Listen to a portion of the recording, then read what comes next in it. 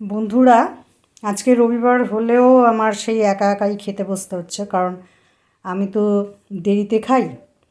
আর আমার বরকে তাড়াতাড়ি খাইয়ে দিয়েছি, ওই ছুটির দিন খেয়ে দিয়ে রেস্ট করুক, এই জন্য আমি এখন একা খেতে বসবো। তা আমার খাবারটা তোমাদের সাথে শেয়ার করছি। তোমরা যে যে প্রত্যেককে নিমন্ত্রণ করে দিচ্ছি তোমাদের, তোমরা সবাই আমার বাড়িতে চলে আসো, আমরা সবাই একসাথে খাবার খাই।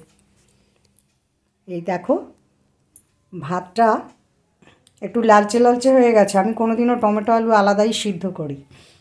এবার একজন বলল, টমেটো আলুটা ভাতে দিয়ে দাও না, তাহলে তো তোমার তাড়াতাড়িও হয়ে যাবে, টাইমটাও বাঁচবে। এই কথা শুনে আমি ভাতের মধ্যেই দিয়ে দিয়েছি টমেটোটা।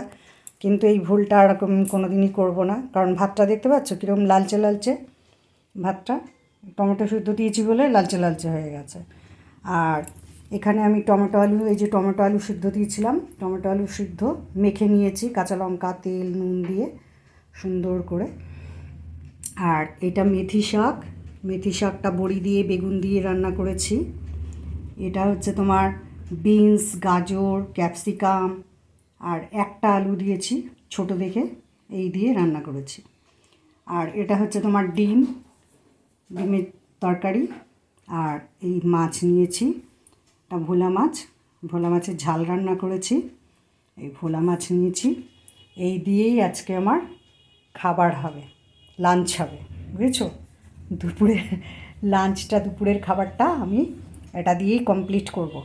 আর তোমাদের জন্য আমি অপেক্ষা করছি 5 মিনিট। তোমরা যে যে আসবে আমার খুব ভালো লাগবে।